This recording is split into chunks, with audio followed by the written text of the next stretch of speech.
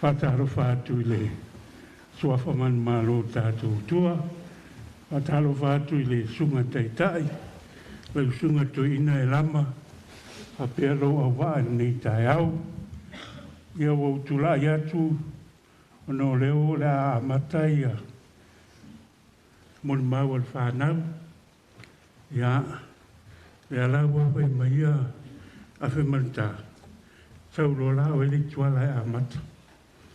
Whātu ia la tūli fo ia au whāmo mo e luga e oi.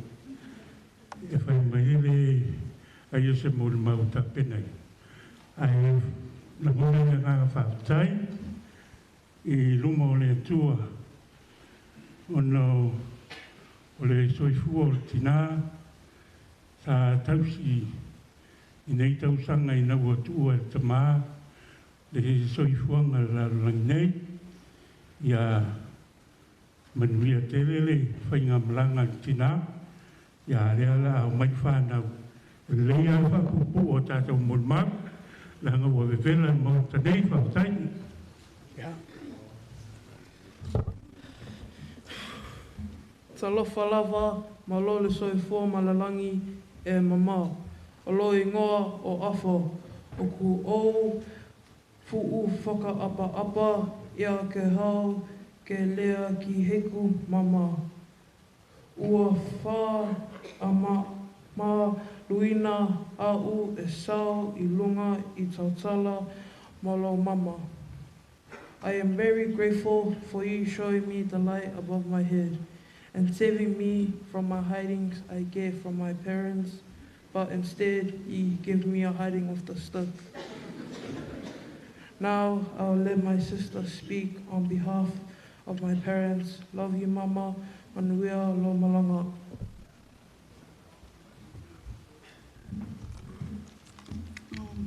Hi, family.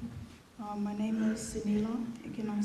I'm the Tuala's eldest daughter. I didn't prepare a speech, but I just want to say thank you, Mama, for allowing me to look after you.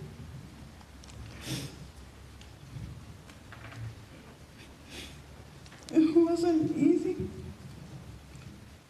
trying to put up a front, knowing that you're very weak. But I'm very blessed that I was able to cherish those moments with you, Mama. Love you, Mama. Ja, vast tijd. Ja.